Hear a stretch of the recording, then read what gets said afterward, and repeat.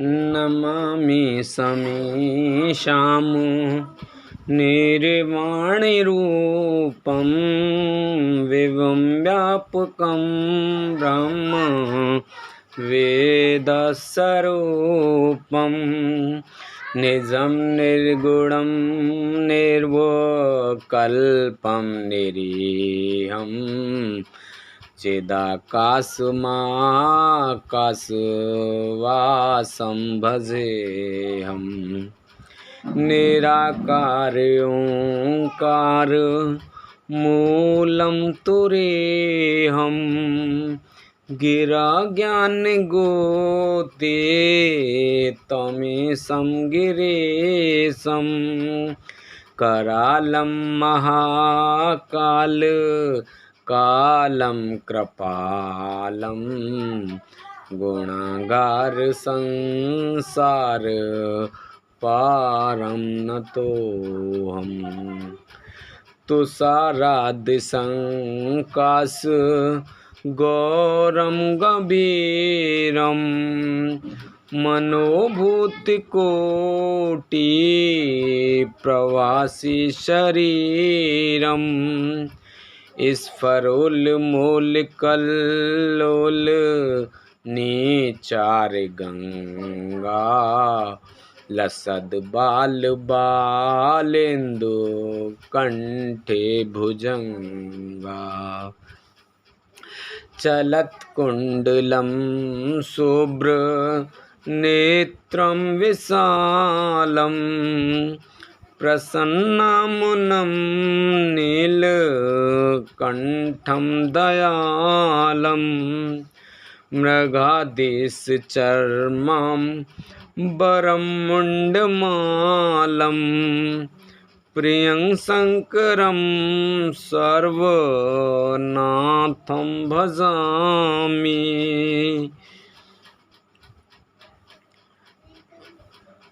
प्रचण्डं प्रगष्टं प्रगल्लं परेशम् अखंडम अजम भाने कोटि प्रकाशम त्रिशूल निर्मूल नमुशूल पाणिम भजेऽहं भवानी पतिं व्यावगम्यं कलातीत कल्याण कल्पांतकारी सदा सच्चिदानंद दाता पुरारी चिदानंद संदोह मोहापहारी प्रसिद्ध प्रसिद्ध प्रभु मनमथारी नयावद उमानाथ पादारविंदम भजन्ति अलोके परेवा नारायणम न तावद सुखम शांत संतापनाशम प्रसिद्ध प्रभो सर्वभूतादिवासं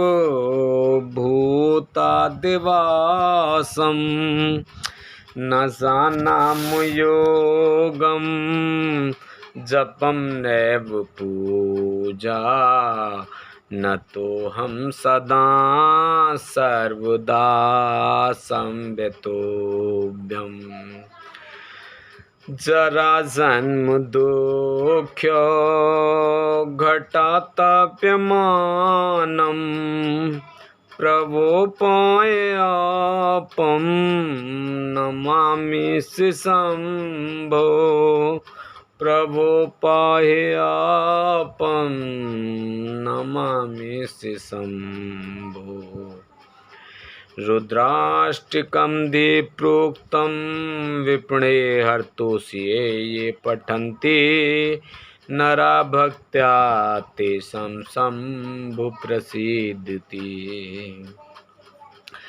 सुन विनती सर्वज्ञ शिव देख विप्र अनुराग, नव मंदिर बाणी भई, तो हे दुजबर वर मांग। जो प्रसन्न प्रभु मोहि पर, नाथ दीन पर ने, निज पर भक्ति देहु प्रभु, पुंदु सरवर दे। तब माया बस जीव जड़, संकट फिरहि बिलान, तिन पर क्रोध न कीजिए, कृपा सिंधु भगवान। शंकर दीन दयाल अब, मो पर हो कृपाल, सात अनुग्रह हों ते, नाथ तोर ही काल सियापत। रामचंद्र पत जय शरणम शंकर, हरि ओम जय जय सिया राम, जय जय हनुमान हरि की जय। मंगल भवन अमंगल हारी, द्रवहु से दशरथ अजर बिहारी। दीन दयाल बिरद संभारी, हरहु नाथ मम संकट भारी।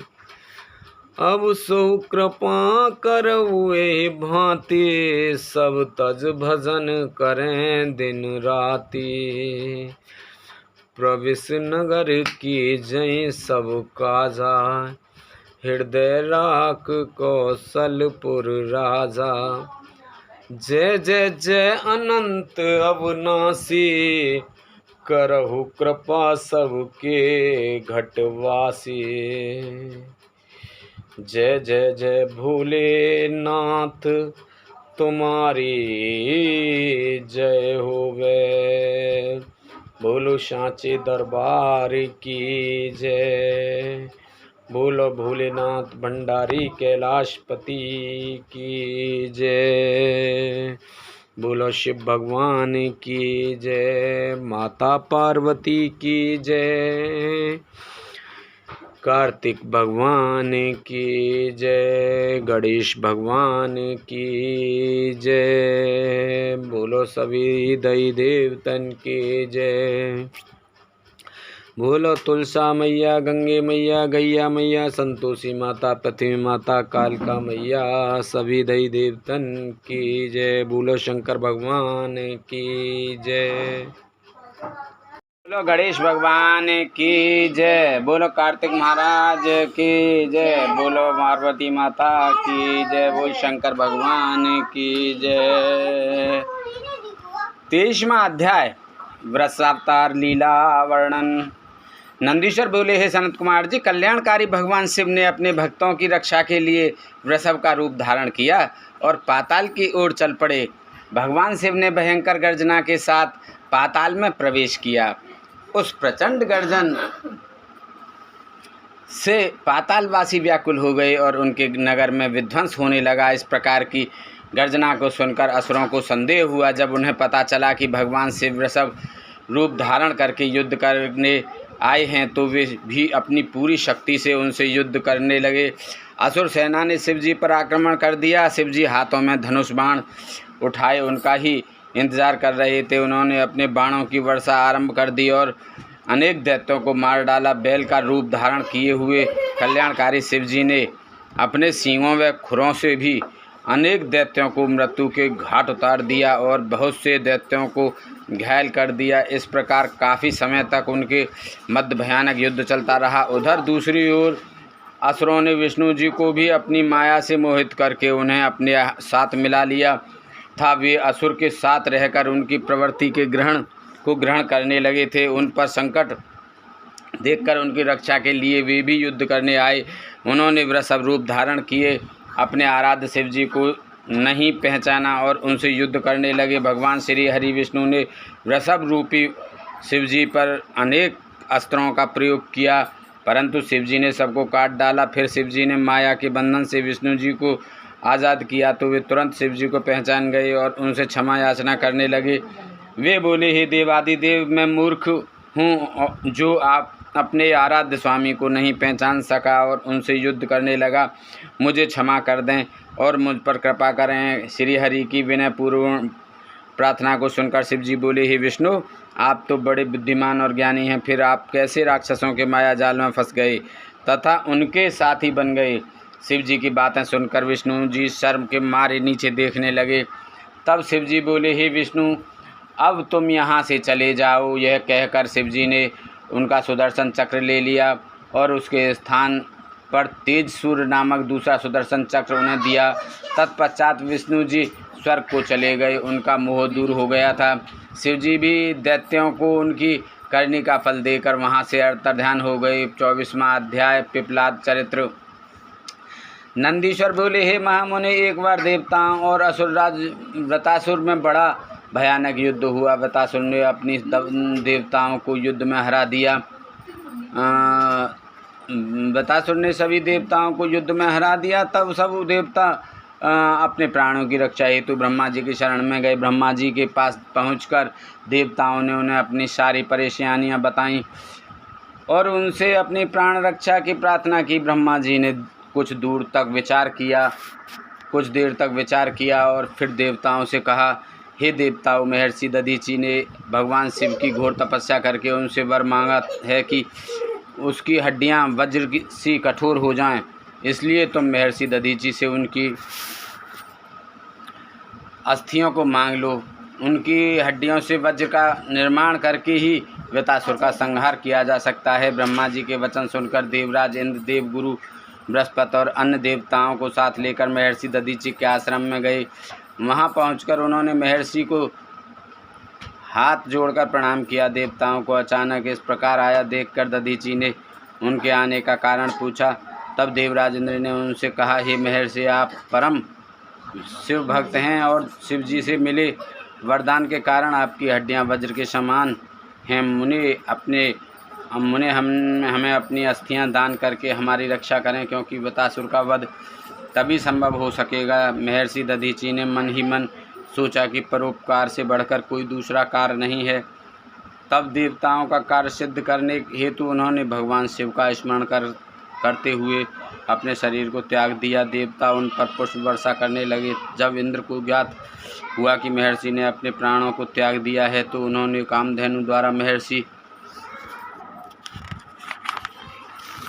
दधीचि की सब अस्थियां निकाल लीं और वे अस्थियां त्वष्टा को देकर उससे वज्र का निर्माण कराने के लिए कहा। देवराज इंद्र की आज्ञा से त्वष्टा देवताओं के शिल्पी विश्वकर्मा के पास गए और उनसे अस्थियों का सुदृढ़ वज्र बनाने के लिए कहा।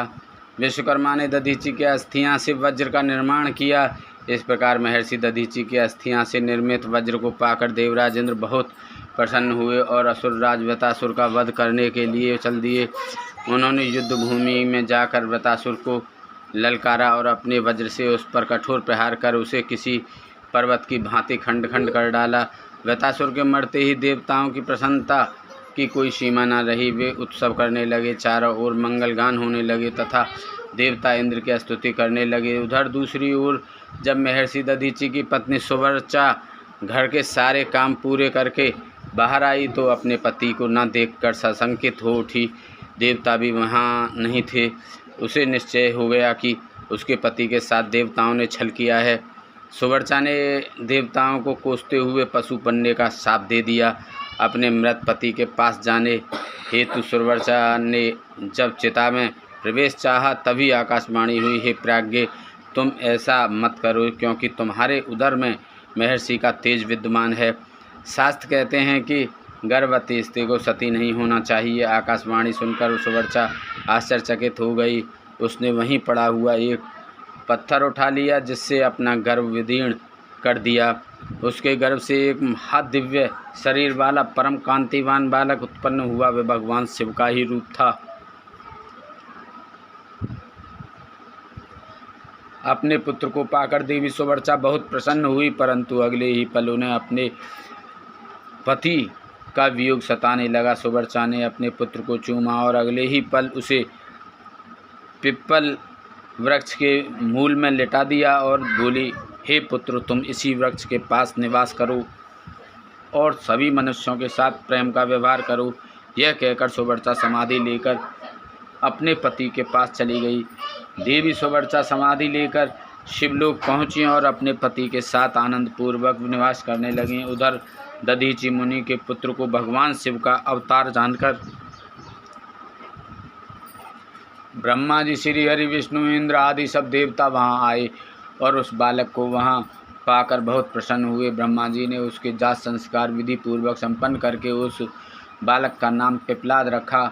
उस समय देवताओं ने बहुत उत्सव किया, फिर अपने लोक को चले गए। पिप्पलाद बहुत समय तक उसी वृक्ष के मूल में तपस्या करते रहे और मनुष्यों के हित के लिए कार्य करते रहे। 25वां अध्याय, पिप्पलाद महादेव लीला। नंदीश्वर बोले, हे सनत कुमार जी, एक दिन दधीचि पुत्र ऋषि पिप्पलाद पुष्पभद्र नामक नदी में स्नान कर रहे थे। तभी उनकी दृष्टि एक सुंदर मनोहर युवती पर पड़ी। वह युवती भगवान शिव का ही अंश थी।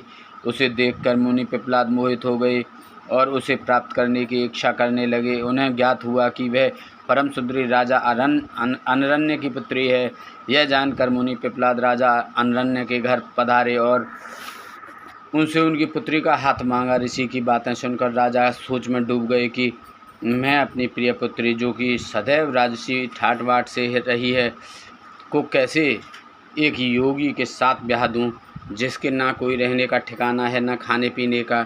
इस प्रकार राजा अनरण्य को सोच में डूबा देखकर ऋषि पिप्पलाद को क्रोध आ गया और वे राजा से बोले, हे राजन, तुम मुझे अपनी कन्या खुशी से सौंप दो, अन्यथा मैं तुम्हें तुम्हारे राज सहित भस्म कर दूंगा। मुनि की बातें सुनकर राजा अनरण्य भयभीत हो गए। उन्होंने अपने राज्य और प्रजा की रक्षा हेतु अपनी पुत्री पद्मा का विवाह सहर्ष मुनि पिप्पलाद से कर दिया।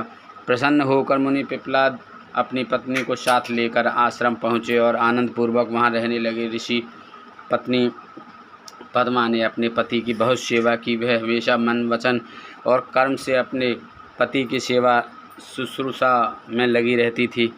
उससे ऋषि को 10 महात्मा और तपस्वी पुत्रों की प्राप्ति हुई। मुनि पिप्पलाद ने अनेक लीलाएं की। उन्होंने संसार में किसी से भी निवारण न होने वाली शनिश्चर की पीड़ा को हरने का प्रयत्न किया। ऋषि ने अपने अनुयायी शिष्यों को यह वरदान दिया कि जन्म से लेकर 16 वर्ष तक की आयु वाले शिव भक्त मनुष्यों को शनि की पीड़ा नहीं हो सकती। यदि शनि मेरे इस वचन को जुटलाने के लिए ऐसा करेगा तो भस्म हो जाएगा। इसलिए शनि का प्रकोप कभी भी 16 वर्ष की आयु से कम के मनुष्यों पर नहीं पड़ता है। तात मनुष्य रूप धारण करने वाले ऋषि पिप्पलाद का यह चरित्र मैंने तुम्हें सुनाया है। यह उत्तम चरित्र निर्दोष, स्वर्गप्रद, कुग्रह जनित दोषों का नाश करने वाला, मनोरथ पूर्ण करने वाला तथा शिव भक्ति में वृद्धि करने वाला है। 26वां अध्याय, वैश्यनाथ अवतार। नंदीश्वर बोले, हे मुनीश्वर, पूर्व समय में नंदी नामक गांव में महानंदा नाम की एक वैश्या रहती थी। समस्त ऐश्वर्यों से संपन्न होने पर भी वह भगवान शिव की परम भक्त थी। वह नित्य भगवान शिव पार्वती का पूजन करती। महानंदा शिव भक्ति रस में इतना डूब जाती कि घंटों घंटों तक भक्ति भाव में उनके भजनों को गाती रहती। इस भक्ति भाव में जब वह भजन गाती तो उसका मुर्गा और बंदर भी नाच नाच कर साथ देते। एक दिन भगवान शिव ने महानंदा की परीक्षा लेने के लिए एक वैश्य का रूप धारण किया और उसके दरवाजे पर पहुंच गए। उनके हाथों में एक सुंदर रत्न जड़ित कंकण था। उस वैश्य का कंकण महानंदा को भा गया। वह उसे पाना चाहती थी। वैश्य रूपी भगवान शिव ने उसके मन की बात जान ली और बोले, हे देवी, यदि आपको यह कंकण पसंद है तो इसका मूल्य चुकाकर इसे आप रख लें। उस वैश्य की बात सुनकर महानंदा ने विनम्रता से मुस्कुराते हुए कहा, मैं तो एक वैश्या हूँ, व्यभिचार ही मेरे कुल का धर्म है। इसके अतिरिक्त मेरे पास कुछ भी नहीं है। यदि आप मुझे यह कंकण देंगे तो मैं 3 दिन तक आपकी पत्नी बनकर आपके साथ निवास करूंगी। देवी महानंदा के प्रस्ताव को सुनकर वह वैश्य तैयार हो गया और कहने लगा कि सूर्य और चंद्रमा इस बात के प्रमाण हैं। अब तुम मेरे हृदय पर हाथ रखकर 3 बार यह कहो कि तुम 3 दिन तक मेरे साथ मेरी पत्नी बनकर रहोगी। महानंदा ने वैश्य के कहे अनुसार वचनों को दोहरा दिया। तत्पश्चात वैश्य ने वह सुंदर रत्न जड़ित कंकड़ महानंदा के हाथ में दिया और बोला, हे कांते, भगवान शिव का यह रत्न जड़ित शिवलिंग मुझे अपने प्राणों से भी प्यारा है, इसलिए तुम इसकी सदैव रक्षा करना। महानंदा ने वैश्य द्वारा दिया गया यह वह शिवलिंग अपने माथे पर लगाया और हर हाल में उसकी रक्षा करने का आश्वासन वैश्य को दिया तथा ले जाकर अपने नाटक मंडप में रख दिया। रात में जब सब सो गए तब उस नाटक मंडप में आग लग गई। वह धूं धूं कर जलने लगा। महानंदा ने अपने बंदर और मुर्गे को तो बचा लिया, परंतु भगवान शिव के रत्न जड़ित सुंदर लिंग को, जो वैश्य ने उसे संभाल कर रखने के लिए दिया था, ना बचा सकी। वह आग में जलकर नष्ट हो गया था। यह देखकर वह वैश्य और महानंदा बहुत दुखी हुए। उस वैश्य ने कहा, हे नंदे, यह शिवलिंग मुझे अपने प्राणों से भी अधिक प्रिय था। जब शिवलिंग जल गया तो मैं अब क्या करूं? महानंदा के बहुत समझाने पर भी वैश्य नहीं माना और उसने अपने शरीर को अग्नि की भेंट कर दिया। यह देखकर महानंदा को बहुत दुख हुआ कि मेरी असावधानी के कारण उस वैश्य के प्राण चले गए, मेरे ही कारण एक परम शिव भक्त मर गया। यह सोच सोचकर नंदा पागल हुई जा रही थी। उसे याद आया कि उसने वैश्य से 3 दिन तक उसके साथ रहने का वचन दिया था। तब महानंदा ने अपना सारा धन, रत्न, आभूषण आदि सभी बहुमूल्य वस्तुएं आदि प्रसन्नता से ब्राह्मणों को दान कर दिए और स्वयं उस वैश्य की चिंताग्नि में कूदने लगी। परंतु इससे पहले कि महानंदा उस अग्नि में प्रवेश करती, वहाँ भगवान शिव प्रकट हो गए। भगवान शिव को साक्षात अपने सामने पाकर नंदा स्तब्ध रह गई और एकटक उन्हें देखने लगी। उसकी आंखों से आंसू बहने लगे। कुछ क्षण पश्चात जैसे ही उसे ध्यान आया, उसने भगवान शिव के चरण पकड़ लिए और उनकी स्तुति करने लगी। तब प्रसन्न होकर महादेव जी बोले, नंदा, मैं तुम्हारी सत्यता, धर्म, धैर्य और निश्चल भक्ति भावना से बहुत प्रसन्न हूँ। मैंने ही वैश्य रूप धारण करके तुम्हारी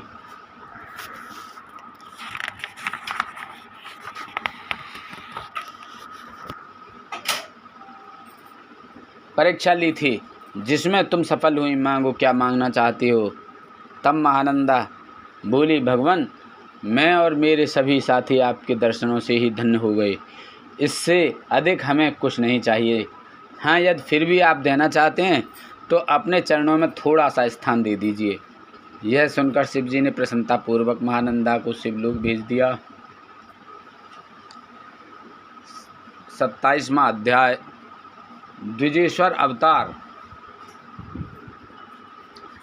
नंदीश्वर बोले, हे तात भद्रायु राजा, जिस पर भगवान शिव ने ऋषभ रूप में कृपा की थी, की परीक्षा लेने के लिए ही भगवान शिव ने द्विजेश्वर अवतार धारण किया था।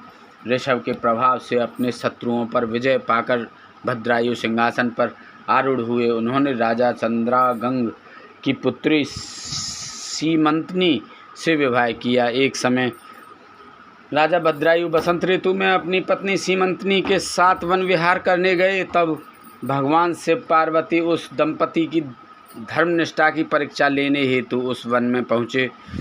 महान लीलाधारी भगवान शिव और पार्वती जी ने ब्राह्मणी का रूप धारण किया और अपनी माया से रचित सिंह से भयभीत होते हुए राजा भद्रायु की शरण में गए और उनसे अपनी प्राण रक्षा करने हेतु प्रार्थना करने लगे।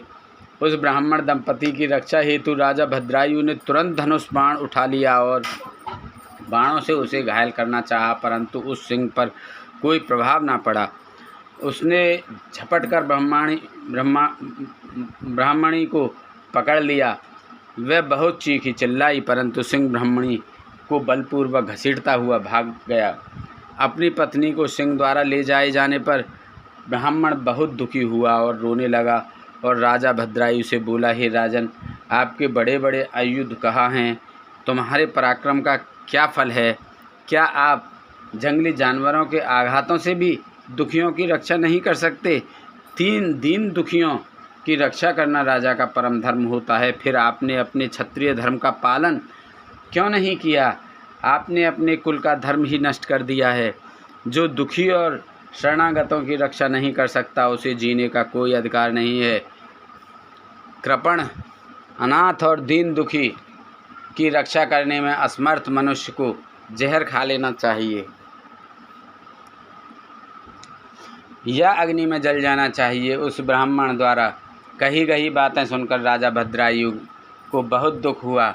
वह अपने दुर्भाग्य को याद करके शोक में डूब गया। उसने सोचा कि आज मेरा सारा पौरुष नष्ट हो गया। आज मैं एक असहाय ब्राह्मणी की रक्षा नहीं कर सका, इसलिए मुझे घोर पाप लगेगा। मेरे कारण ब्राह्मण भी शोकाकुल हो गया है। उसकी स्त्री को भी सिंह ले गया है। पता नहीं उसने उसका क्या किया होगा। मुझे अपने पापों को कम करने के लिए इस ब्राह्मण देवता को प्रसन्न करना होगा। यह सोचकर राजा भद्रायु उस ब्राह्मण के चरणों में गिर पड़े और बोले, हे ब्राह्मण, मुझे क्षमा कर दीजिए, मैं आपकी पत्नी की रक्षा नहीं कर सका। मैं अपना राजपाट सब आपके चरणों में न्यौछावर करता हूँ। यह सुनकर वह ब्राह्मण बोला, भला मैं ठहरा भिक्षा मांगने वाला एक ब्राह्मण, मैं तुम्हारे राजपाट का क्या करूँगा? इसलिए यदि तुम वाकई मुझे कुछ देना चाहते हो तो अपनी पत्नी मुझे दान दे दो। ब्राह्मण की बात सुनकर राजा भद्रायु ने कहा, ब्राह्मण, पराई स्त्री का उपभोग तो महापाप है, उसका प्रायश्चित भी नहीं हो सकता। तब ब्राह्मण ने कहा कि राजन, मैं तो बड़े से बड़े पाप को अपनी तपस्या से पल भर में नष्ट कर सकता हूँ। तब भद्रायु ने सोचा कि मुझे ब्राह्मण को अपनी स्त्री दान करके शीघ्र ही अग्नि में प्रवेश कर जाना चाहिए। तत्पश्चात राजा भद्रायु ने अपनी पत्नी उस ब्राह्मण को सौंप दी। उसके बाद उन्होंने अग्नि प्रज्वलित की और स्नान कर देवताओं को प्रणाम करने के पश्चात उस अग्नि की 3 बार परिक्रमा की। फिर त्रिलोकीनाथ भगवान शिव का ध्यान करने लगे और उन्हीं का स्मरण करते हुए जैसे ही वे अग्नि में प्रवेश करने लगे, वैसे ही द्विजेश्वर रूपधारी भगवान शिव वहाँ प्रकट हो गए। भगवान शिव के 5 मुख, 3 नेत्र, पिनाक और चंद्रकलाधारी सुंदर स्वरूप, जो कि करोड़ों सूर्यों के समान प्रकाशित था, देखकर राजा भद्रायु आनंदमग्न हो उठे। उन्होंने दोनों हाथ जोड़कर शिव जी को प्रणाम किया और उनकी स्तुति करने लगे। राजा भद्रायु की स्तुति सुनकर भगवान शिव पार्वती बोले, हे भद्रायु, तुम्हारी शिव भक्ति में से मैं बहुत प्रसन्न हूँ। तुमने सदा मेरा भक्ति भाव से पूजन किया है, अतः तुम अपनी पत्नी सहित मुझसे वर मांगो। आज मैं तुम्हारी मनोवांछित अभीष्ट वस्तु प्रदान करूंगा। मैंने ही तुम्हारी परीक्षा लेने हेतु ब्राह्मण का रूप धारण किया था। ब्राह्मणी के रूप में स्वयं देवी पार्वती थीं और वह सिंह मायावी था। तुम अपनी परीक्षा में सफल हुए हो राजन, कहो क्या चाहते हो? भगवान शिव के ये उत्तम वचन सुनकर राजा भद्रायु बोले, हे देवादिदेव भगवान शिव, आप सबके परमेश्वर हैं। आपके स्वरूप के साक्षात दर्शन पाकर मैं धन्य हो गया। मैं सकुटुंब आपके श्री चरणों की भक्ति करना चाहता हूँ। मेरी रानी, मेरे माता पिता आपके सेवक बनकर आपके श्री चरणों में रहें। रानी कीर्तिमालिनी ने भी अपने माता पिता के लिए भगवान शिव का लोक मांगा। दोनों को वरदान देकर महादेव जी पार्वती जी सहित अंतर्ध्यान हो गए। राजा रानी अपने नगर लौट गए। फिर 10,000 वर्षों तक राज्य करने के पश्चात वे दोनों भगवान शिव के धाम को गए। इस परम पवित्र पापनाशक कथा को जो कोई सुनता अथवा पढ़ता है, उसे इस लोक में सब भोग ऐश्वर्य प्राप्त होते हैं तथा अंत में भगवान शिव के लोक को जाता है। 28वां अध्याय, यतिनाथ हंस रूप अवतार। नंदीश्वर बोले, हे मुनीश्वर, अर्बुदाचल पर्वत के पास भीलवशोत्पन्न आहुक नाम का एक भील रहता था। उसकी पत्नी का नाम आहूका था। वह बहुत पतिव्रता थी। वे दोनों पति पत्नी भगवान शिव के परम भक्त थे। एक दिन वह शिव भक्त भील भोजन की तलाश में बहुत दूर निकल गया। संध्या के समय भगवान शिव सन्यासी का रूप धारण करके उसकी परीक्षा लेने आए। वह भील भी शिकार से घर लौट आया था। तब यति रूप में शिवजी उनके घर पहुँचे। भील ने उनका विधि पूर्वक पूजन किया।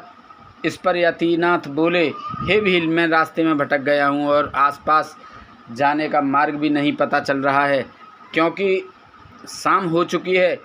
अतएव आप मुझे रात्रि के लिए आश्रय दीजिए। मैं सुबह होते ही मैं यहाँ से चला जाऊँगा। यतिनाथ के वचन सुनकर वह भील बोला, स्वामी, मेरे घर में तो बहुत थोड़ा सा स्थान है, आप यहाँ कैसे रह पाएंगे? भील की बात सुनकर वह बोल चलने लगे। तभी भीलनी ने भील से कहा, स्वामी, ये मुनि हमारे अत्ति हैं। अत्ति तो भगवान का रूप होता है, इसलिए आप इन्हें यहीं रहने दीजिए। आप दोनों घर में रहना और मैं बाहर रह जाऊंगी। अपनी पत्नी के वचन सुनकर भील बोला कि तुम घर के भीतर रहो और मैं बाहर रह जाऊंगा। यह कहकर वह भील घर से बाहर आ गया और बैठ गया। प्रातःकाल जब वह सन्यासी और भीलनी घर से बाहर निकले तो उन्हें पता चला कि भील को जंगली पशुओं ने खा लिया है। यह देखकर वे दोनों बहुत दुखी हुए। तब वह सन्यासी बोला कि मेरी वजह से तुम्हारे पति की मृत्यु हो गई है, हे देवी, मुझे क्षमा कर दीजिए। तब वह भीलनी कहने लगी कि आप दुखी ना हों, अत्ति की रक्षा करना हमारा धर्म है और मेरे पति ने तो अपना धर्म निभाया है। यह कहकर उस भीलनी ने चिता तैयार की और उसमें अग्नि प्रज्वलित कर सती होने लगी। उसी क्षण भगवान शिव वहाँ प्रकट हो गए और बोले, तुम धन्य हो, मैं तुम पर प्रसन्न हूँ। तुम अपनी इच्छा अनुसार वर मांगो, मैं तुम्हारी इच्छा अवश्य पूरी करूँगा। देवादिदेव महादेव जी को इस प्रकार सामने पाकर भीलनी बहुत प्रसन्न हुई और शिव जी की स्तुति करने लगी। बहुत कहने पर जब भीलनी ने कुछ नहीं मांगा, तब भगवान शिव बोले, अगले जन्म में मैं हंस रूप में प्रकट होऊंगा। तुम विदर्भ नगर में भीमराज की पुत्री दमयंती के रूप में जन्म लोगी। उस समय यह भील निषाद देश का राजपुत्र होगा। उसके पिता वीरसेन होंगे और उस जन्म में उसका नाम नल होगा। तब हंस रूप में मैं तुम दोनों अर्थात नल दमयंती का मिलन कराऊंगा। उस समय तुम समस्त राजभोग भोगने के पश्चात मोक्ष को प्राप्त होगे। यह कहकर भगवान शिव वहाँ लिंग रूप में स्थित हो गए। भील के धर्म के प्रति अचल रहने के कारण यह लिंग अचलेश नाम से जगत प्रसिद्ध हुआ। अगले जन्म में भील नल भील ने दमयंती बने और भगवान यतिनाथ शिव ने हंस रूप में जन्म लिया और उनके पूर्व जन्म के पुण्य से प्रसन्न होकर उन्हें सुख प्रदान किया। 19वां अध्याय श्री कृष्ण दर्शन अवतार। नंदीश्वर बोले, हे सनत कुमार जी, इच्छावाकु वंश में शाद्यदेव की 9वीं पीढ़ी में राजा नभग का जन्म हुआ और उनके पुत्र नाभाग हुए। नाभाग के पुत्र रूप में अम्बरीश का जन्म हुआ। वे परम विष्णु भक्त थे। अम्बरीश के पिता में नभग को स्वयं भगवान शिव ने ज्ञान दिया था। एक समय की बात है कि जब नभग गुरुकुल में शिक्षा ग्रहण करने गए हुए थे, उस समय उनके भाइयों ने राज्य का विभाजन कर लिया और नभग को भाग को भी हड़प कर अपने राज्य में मिला लिया। शिक्षा ग्रहण करने के पश्चात जब वे गुरुकुल से लौटे तो उन्होंने अपना भाग मांगा, परंतु उनके भाइयों ने कहा कि हमने तुम्हारा हिस्सा किया ही नहीं था। अब जो कुछ भी मांगना चाहते हो वह तुम पिताजी से मांगो। अपने भाइयों के स्वार्थी वचनों को सुनकर नभग को बहुत दुख हुआ। वे अपने पिता के पास गए और उन्हें सब कुछ बताया। पिता उन्हें धैर्य बंधाते हुए बोले कि तुम्हारे भाइयों ने तुम्हारे साथ छल किया है। बेटा, तुम बुद्धिमान हो और अपनी जीविका का स्वयं प्रबंध कर सकते हो। इन दिनों ब्राह्मण आंगिरस एक बहुत बड़ा यज्ञ कर रहे हैं। परंतु छठे दिन उनके यज्ञ में अवश्य ही कोई भूल होगी और यज्ञ पूरा नहीं हो पाएगा। तुम महाविद्वान हो, वहाँ यज्ञ में जाकर तुम उन्हें उपदेश दो। विश्वेदेव संबंधी सूक्तों को पढ़कर उनका यज्ञ पूरा हो जाएगा और वे ब्राह्मण स्वर्ग को चले जाएंगे। स्वर्ग जाते समय वे ब्राह्मण अपना बचा हुआ सारा धन तुम्हें दान दे जाएंगे, जिससे तुम्हें अपार धन की प्राप्ति होगी। अपने पिता की बताई बातों को मानकर वे तुरंत उस स्थान की ओर चल दिए जहाँ वह उत्तम यज्ञ हो रहा था। वहाँ पहुंचकर नभग ने उन सूक्तों का स्पष्ट उच्चारण किया जिससे आंगिरस ब्राह्मण का यज्ञ पूर्ण हो गया। वहाँ उपस्थित सभी ब्राह्मण अपना सारा धन नभग को सौंपकर स्वर्ग चले गए। जैसे ही नभग उस धन को लेने लगे, वहाँ शिवजी कृष्ण दर्शन रूप में प्रकट होकर बोले, हे नभग, तुम ये धन नहीं ले सकते, क्योंकि यह धन मेरा है, इस पर मेरा अधिकार है। उत्तर देते हुए नभग बोले कि यह सारा धन ऋषि मुझे देकर गए हैं, इसलिए यह मेरा है। इस प्रकार उन दोनों में वाद विवाद आरंभ हो गया। तब कृष्ण दर्शन ने कहा कि हम दोनों आपके पिता मनु श्राद्ध देव के पास चलते हैं, वे जो भी निर्णय देंगे वह मुझे मान्य होगा। इस प्रकार नभग और श्री कृष्ण दर्शन मनु श्राद्ध देव के पास अपना विवाद सुलझाने के लिए पहुँचे। उनकी बातें सुनकर श्राद्ध देव ने अपने पुत्र नभग से कहा, हे पुत्र, इस यज्ञ की सभी वस्तुएं देवादिदेव भगवान शिव की हैं। यदि वे अपनी कृपा करें तो वह तुम पा सकते हो। तुम उनकी स्तुति करो, वे तुम्हारे अपराध को अवश्य ही क्षमा कर देंगे।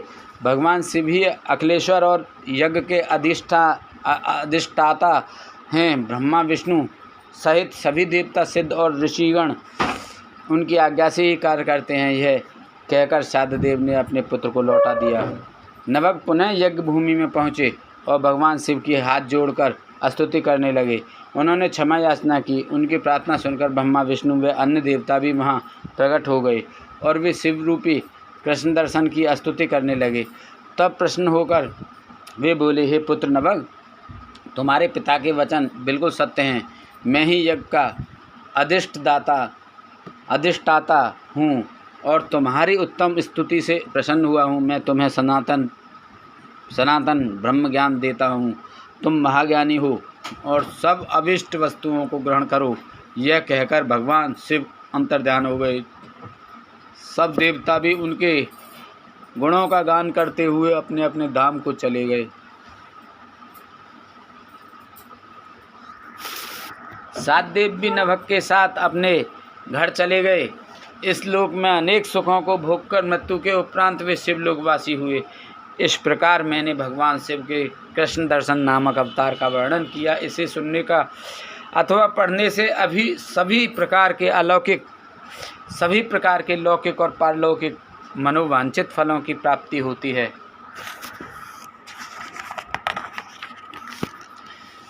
30वां अध्याय, भगवान शिव का अवधूतेश्वर अवतार। नंदीश्वर बोले, हे ब्रह्मपुत्र, एक समय की बात है, देवगुरु बृहस्पति ने देवराज इंद्र और सब देवताओं को साथ लेकर त्रिलोकीनाथ देवादिदेव भगवान शिव के दर्शन करने के लिए उनके धाम कैलाश पर्वत की ओर प्रस्थान किया। देवराज इंद्र की परीक्षा लेने के लिए महान लीलाधारी भगवान शिव ने भयंकर अवधूत का रूप धारण किया। अग्नि के तेज से प्रज्वलित विशालकाय वे पुरुष बीच रास्ते में ही विराजमान हो गए। बृहस्पति जी के साथ इंद्र व अन्य देवता अद्भुत विशालकाय आकार वाले पुरुष को अपने मार्ग में बैठा देखकर आश्चर्यचकित हो गए। इंद्रदेव क्रोधित हो उठे। वे भी भगवान शिव को नहीं पहचान सके। वे पूछने लगे, तुम कौन हो? तुम्हारा क्या नाम है और तुम कहाँ से आ रहे हो? मुझे जल्दी से बताओ। भगवान शिव क्या अपने स्थान पर ही विराजमान हैं या फिर कहीं गए हुए हैं? मैं देवगुरु व अन्य देवताओं के साथ कल्याणकारी परमेश्वर के दर्शनों के लिए यहाँ आया हूँ। उनकी ऐसी बातों को और प्रश्नों के सुनकर भी अद्भुत रूप धारण किए शिवजी ने कोई उत्तर नहीं दिया। देवराज ने दोबारा पूछा। शिवजी फिर भी चुप रहे।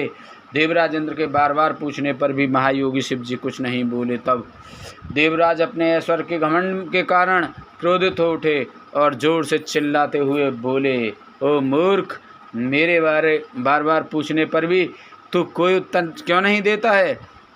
अब मैं तुझे तेरी करनी का फल देता हूँ और तुझ पर अपने वज्र का प्रहार करता हूँ। देखता हूँ तुझे मुझसे आज कौन बचाता है। यह कहकर देवराज इंद्र ने अपने हाथ में वज्र उठा लिया और शिव जी पर प्रहार करने लगे, लेकिन भगवान शिव ने इंद्र को वहीं जड़ कर दिया। उनका हाथ अपने स्थान से हिल ना सका। अब तो इंद्र क्रोध में अपना आपा खो बैठे। यह दृश्य देखकर देवगुरु बृहस्पति भगवान शिव को तुरंत पहचान गए। उन्होंने जान लिया कि देवराज को इस प्रकार उनके स्थान पर जड़ करने वाले स्वयं देवादिदेव महादेव जी हैं। वे हाथ जोड़कर भगवान शिव की स्तुति करने लगे। फिर उन्होंने शिव जी से देवराज इंद्र के अपराध को क्षमा करने की प्रार्थना की। बृहस्पति जी बोले, भगवान अपने नेत्र से निकली हुई ज्वाला से इंद्र की रक्षा करो, उसे जीवन दान दो। तब भगवान शिव बोले, क्रोध में निकली इस ज्वाला को मैं वापस नहीं ले सकता। शिव जी के इन वचनों को सुनकर बृहस्पति जी बोले कि आप इस ज्वाला को कहीं और स्थापित कर दीजिए। यह सुनकर शिव जी मुस्कुराए और बोले, हे देवगुरु, इंद्र की जीवन रक्षा करने के कारण आप जगत में जीव नाम से भी प्रसिद्ध हो गए। यह कहकर उन्होंने अपने नेत्र से निकली ज्वाला को हाथ में लेकर समुद्र में फेंक दिया। समुद्र में गिरते ही वह ज्वाला एक बालक के रूप में प्रकट हो गई। वह बालक सिंधु पुत्र जलंधर के नाम से विख्यात हुआ। भगवान शिव ने ही देवताओं के आग्रह पर उसका वध किया था। अवधूत रूप में ऐसी लीला करके शिव जी वहाँ से अंतर्ध्यान हो गए और देवराज इंद्र, बृहस्पति जी व अन्य देवताओं के साथ प्रसन्नतापूर्वक घर लौट गए। 31वां अध्याय भिक्षु वर्ग शिव अवतार वर्णन। नंदीश्वर बोले, हे मुनि श्रेष्ठ, विदर्भ नाम के एक नगर में सत्यरथ नामक राजा का राज्य था। वह भगवान शिव का परम भक्त था। एक बार उसके नगर पर उसके शत्रुओं ने आक्रमण किया। राजा सत्यरथ ने अपने शत्रुओं का सामना बहुत दृढ़ता से किया, परंतु वह युद्ध में हार गया। उसके शत्रुओं ने उसे मार डाला। राजा के मारे जाने पर सारी सेना भयभीत होकर तितर बितर हो गई। उस समय विदर्भ नरेश की पत्नी गर्भवती थी। जब रानी को सारी बातें ज्ञात हुई तो अपने प्राणों की रक्षा के लिए उसने रात में ही नगर छोड़ दिया। भगवान शिव का स्मरण करते हुए रानी पूर्व दिशा की ओर चली गई। बहुत दूर जाकर एक सरोवर के निकट एक सघन वट वृक्ष के नीचे अपनी कुटिया बनाकर वह रहने लगी। उसी स्थान पर रानी ने एक दिव्य बालक को जन्म दिया।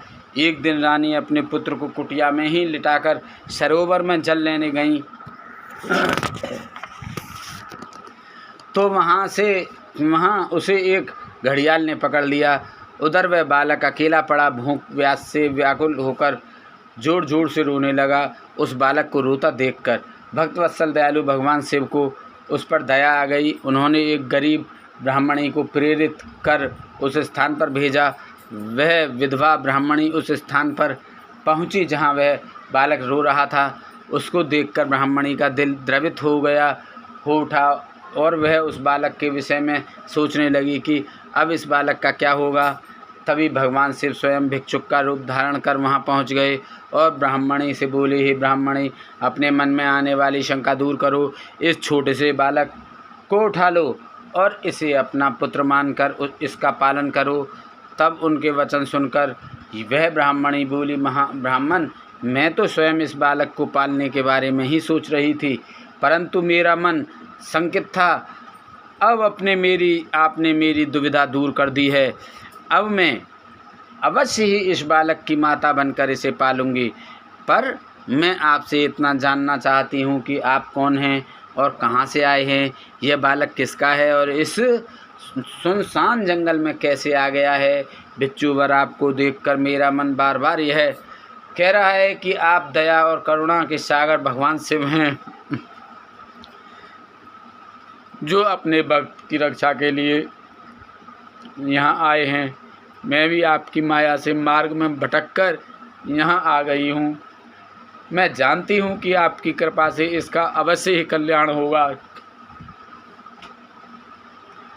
उस गरीब ब्राह्मणी की बातें सुनकर भिक्षु रूप धारण किए भगवान शिव बोले, हे ब्राह्मणी, यह बालक विदर्भ नगर के नरेश सत्यरथ का पुत्र है, जिसे उसके शत्रुओं ने युद्ध में हराकर मौत के घाट उतार दिया है।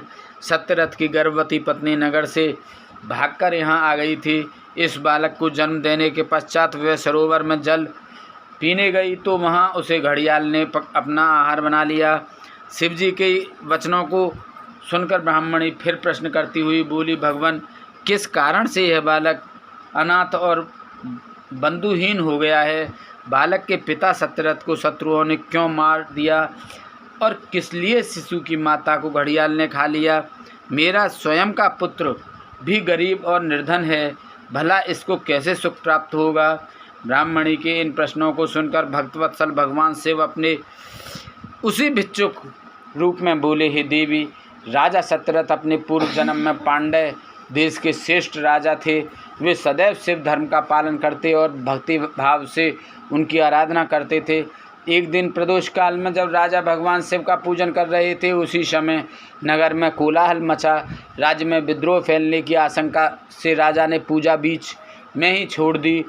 सैनिकों ने जिसे राजद्रोही के रूप में राजा के सामने ला खड़ा किया, वह और कोई नहीं, उसी राज्य का एक सामंत था। उसे देखकर पांड्यराज क्रोध में अपना आपा खो बैठे और उस सामंत का सिर कटवा दिया। प्रदोष पूजन के नियम को समाप्त किए बिना राजा ने भोजन भी कर लिया। इसी तरह राजकुमार ने भी प्रदोष पूजन किए बिना भोजन कर लिया और सो गया। वह पांड्यराज इस जन्म में विदर्भ राज्य हुआ। प्रदोष में शिव पूजन को बीच में छोड़ देने के वजह से उसका वध कर दिया गया और पूर्व जन्म का उसका पुत्र इस जन्म में भी उसका पुत्र बनकर जन्मा है। शिव पूजन बिना खा पी कर सो जाने के कारण ही वह दरिद्रता में घिरा हुआ है। इसकी माता ने भी पूर्व जन्म में छल से अपनी सौतन को मार दिया था, इसलिए उसे भी घड़ियाल ने खा लिया है। तुम्हारा पुत्र पूर्व जन्म में ब्राह्मण था और महादानी था, परंतु इसने कोई यज्ञ कर्म नहीं किया, इसी कारण इसे भी दरिद्रता का दंड मिला है। इन दोनों पुत्रों के दोषों को दूर करने के लिए तुम भगवान शिव की शरण में जाओ, वे ही तुम्हें सबका कल्याण करेंगे। ब्राह्मणी को सब कुछ बताकर भगवान ने अपना सत्य रूप उन्हें दिखाया। साक्षात भगवान शिव के दर्शन कर ब्राह्मणी कृतार्थ हो गई और हाथ जोड़कर शिव जी की स्तुति करने लगी। तब आशीर्वाद देकर महादेव जी अंतर्ध्यान हो गए। तत्पश्चात वह ब्राह्मणी उस बालक को अपने साथ ले गई। फिर वह अपने पुत्रों के साथ एक चक्र नामक गांव में रहने लगी और अपने दोनों पुत्रों का लालन पालन करने लगी। समय आने पर ब्राह्मणों ने उनका यज्ञोपवीत संस्कार किया। दोनों सांडिल्य मुनि के उपदेश सुनते और शिव जी की आराधना करते समय बीतता गया। दोनों पुत्र बड़े हो गए। एक दिन ब्राह्मणी पुत्र को नदी में स्नान के लिए जाते समय सोने से भरा कलश मिला। उस सोने के कलश से उनकी गरीबी दूर हो गई। फिर भी वे नियम से शिव जी की आराधना करते। एक दिन वे वन में गए। वहाँ एक गंधर्व कन्या अपने पिता के साथ आई और वह राजकुमार पर मोहित हो गई। उसके पिता ने उसका विवाह राजकुमार से कर अपना राज्य उसे सौंप दिया। ब्राह्मणी वहाँ की राजमाता हुई और ब्राह्मण पुत्र उसका भाई। अब वे सब लोग प्रसन्नतापूर्वक राजसुख भोगने लगे। भगवान शिव का भिक्षुवर्य अवतार पुरुषार्थ का साधक और अभिष्ट फल देने वाला है। 32वां अध्याय सुरेश्वर अवतार। नंदीश्वर बोले, हे सनत कुमार जी, वाग्रपाद के पुत्र उपमन्यु पूर्व जन्म में प्राप्त सिद्धि के कारण मुनि कुमार के रूप में जन्मे थे। बचपन से ही वे अपनी माता के साथ अपने मामा के घर में रहा करते थे। वे बहुत गरीब थे। एक दिन उन्हें पीने के लिए बहुत कम दूध मिला। बालक दूध पीने का हठ करने लगा। माँ के समझाने पर भी जब बालक न माना तो उसकी माता ने खेतों से बीन कर लाई गए दानों को पीसकर उससे कृत्रिम दूध तैयार किया और उसे अपने पुत्र को दिया। बालक ने जब उसे पिया तो वह जान गया था कि वह दूध नहीं बल्कि कुछ और है। अपने पुत्र को इस प्रकार रोता बिलखता देखकर उसकी माता ने उसे गोद में बिठाया और उसके आंसुओं को पोंछते हुए बोली, बेटा तुम वनों में रहने वाले लोगों के पास भला दूध कहाँ से आएगा? भगवान शिव की कृपा से ही तुम्हें दूध मिल सकता है। अपनी माता के ऐसे वचन सुनकर शोकाकुल व्याघ्रपाद का पुत्र बोला, माँ यदि सब कुछ प्रदान करने वाले भगवान शिव ही हैं तो मैं निश्चय ही उन्हें अपनी भक्ति से प्रसन्न करूँगा। यह कहकर वह बालक अपनी माता को प्रणाम कर वहाँ से चला गया। वह हिमालय पर्वत पर पहुँचा। वहाँ उसने एक छोटा सा मंदिर बनाया और भगवान शिव व माता पार्वती की मूर्ति स्थापित की। तत्पश्चात जंगल में अनेकों फल फूलों व वनस्पतियों से वह नित्य शिव पार्वती की आराधना करता तथा पंचाक्षर मंत्र ओम नमः शिवाय का जाप करता। इस प्रकार उस बालक ने काफ़ी समय तक भगवान शिव की कठोर तपस्या की। उपमन्यु की घोर तपस्या के प्रभाव से तीनों लोग प्रदीप्त हो उठे। तब भगवान शिव इंद्र का और देवी पार्वती इंद्राणी का रूप धारण करके नंदी के स्थान पर ऐरावत हाथी पर बैठकर उपमन्यु के पास आए।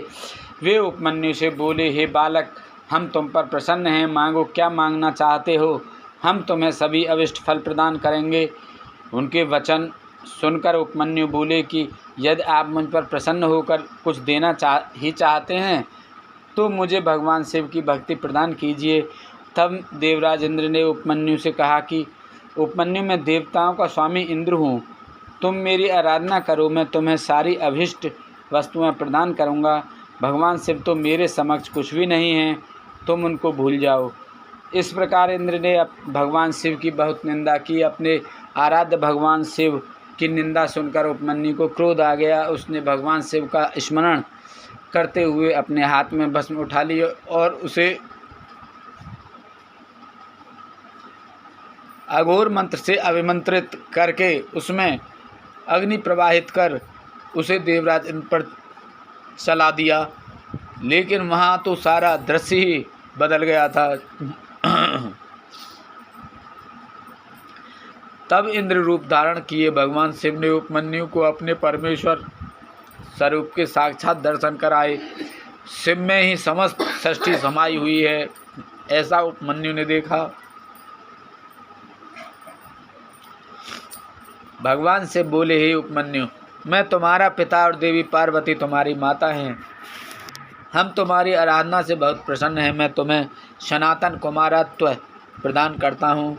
मैं दूध, दही और शहद व अन्य भोज्य पदार्थों का खजाना तुम्हें देता हूँ। तुम अमरता को प्राप्त होगी और तुम्हें मेरे गणों का आधिपत्य मिलेगा। इस प्रकार शिवजी ने उपमन्यु को अनेक दिव्य वर प्रदान किए। तत्पश्चात भगवान शिव पार्वती वहाँ से अंतर्ध्यान हो गए। फिर उपमन्यु ने घर आकर अपनी माता को सारी बातें बताईं, जिसे सुनकर उनकी माता बहुत प्रसन्न हुई।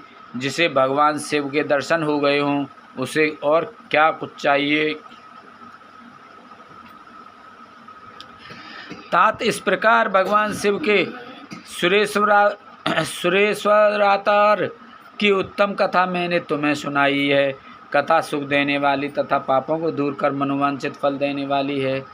इसे सुनने अथवा पढ़ने से सुखों की प्राप्ति होती है और अंत में अर्थात मृत्यु के उपरांत शिवलोक में निवास होता है।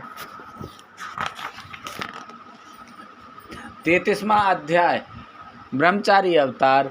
नंदीश्वर बोले, हे महामुनि, प्रजापति दक्ष की पुत्री सती ने जब अपने पिता द्वारा होने वाले यज्ञ में अपने पति देवादिदेव महादेव जी का अपमान होते हुए देखा तो वहीं उसी यज्ञ में उन्होंने अपने प्राणों को त्याग दिया। तत्पश्चात वे गिरिराज हिमालय के यहाँ पार्वती के नाम से जन्मी। अपनी सखियों के साथ वन में विहार करती पार्वती के मन में देव ऋषि नारद ने भगवान शिव को पाने की ललक जगाई।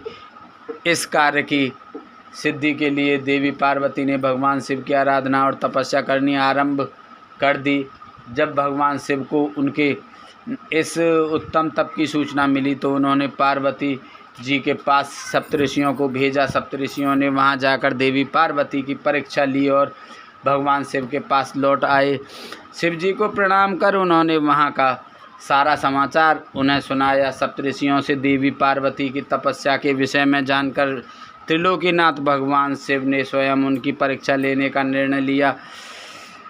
शिव जी ने वृद्ध ब्रह्मचारी का वेश बनाया और पार्वती जी के आश्रम की ओर चल दिए। अपने द्वार पर एक वृद्ध ब्रह्मचारी को आया देखकर देवी पार्वती ने उनको आसन पर बैठाया और उनका पूजन आराधना करने के पश्चात उनका आतिथ्य किया। तत्पश्चात वे उनसे पूछने लगीं, हे महात्मा, आप कौन हैं और कहाँ से आए हैं? तब उन मुनि ने उत्तर दिया, हे देवी, मैं तो स्वच्छंद विचरण करने वाला एक साधारण तपस्वी हूँ। मैं तो सदा मानव सेवा में लगा रहता हूँ और दूसरों को सुख देने का कार्य करता हूँ। देवी, आप मुझे बताइए कि आप कौन हैं और इतनी कम उम्र में सब सुखों को त्याग कर इस निर्जन वन में क्या कर रही है?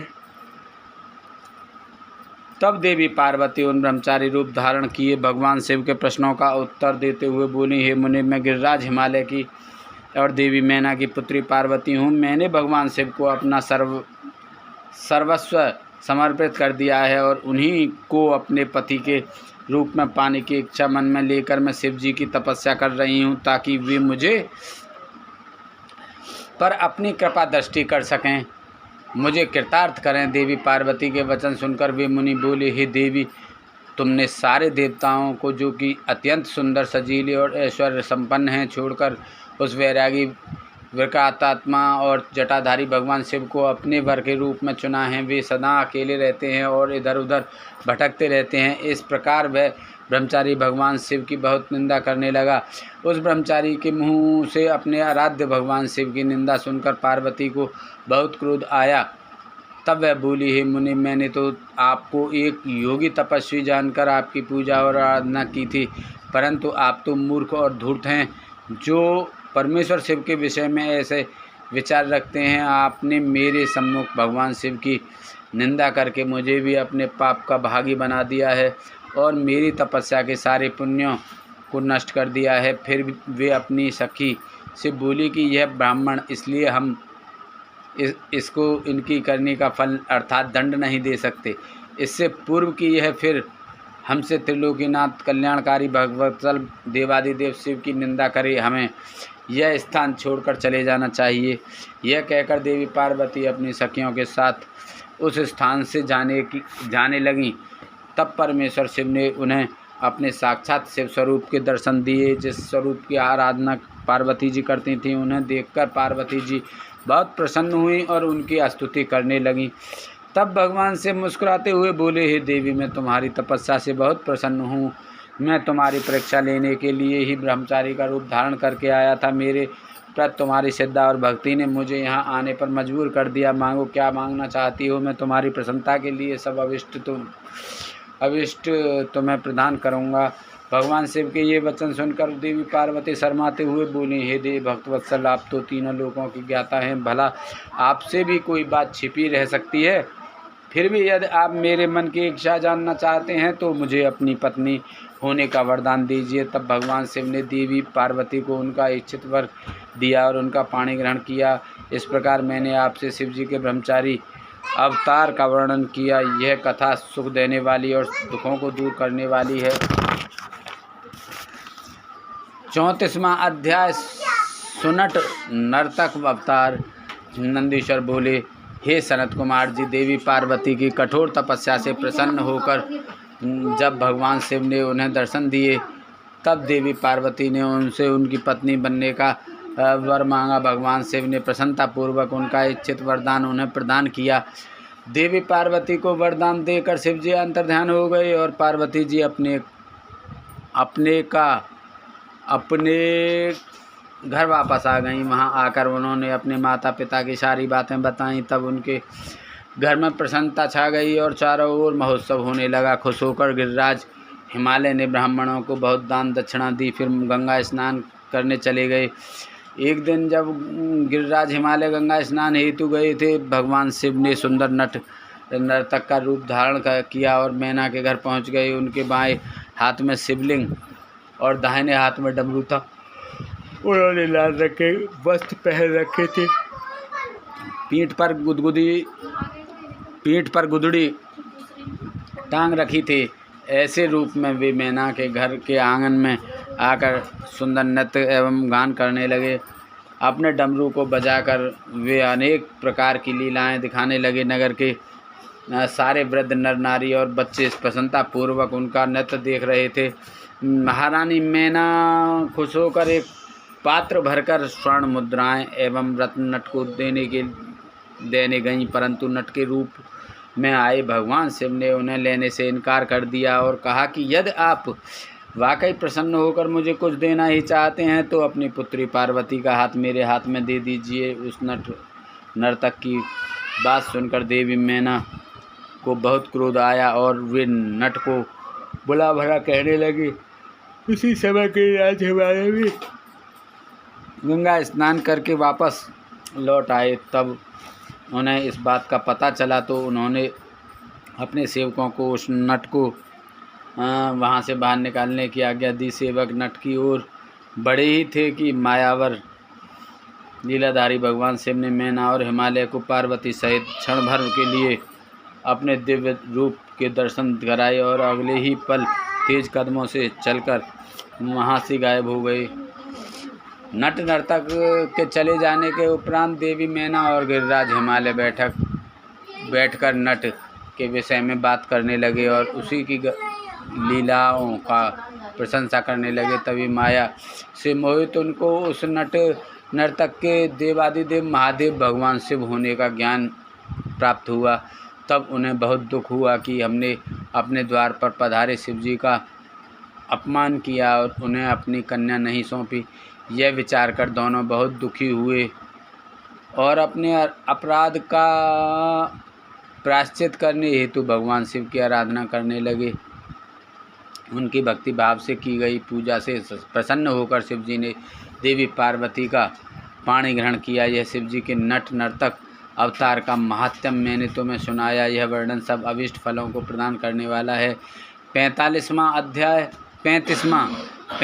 अध्याय शिवजी का द्विज अवतार। नंदीश्वर बोले, हे सनत कुमार जी, जब देवी मैना और गिरिराज हिमालय ने अपने द्वार पर नट का रूप धारण करके आए शिवजी को अपनी कन्या देने से इनकार कर दिया, तब उन्होंने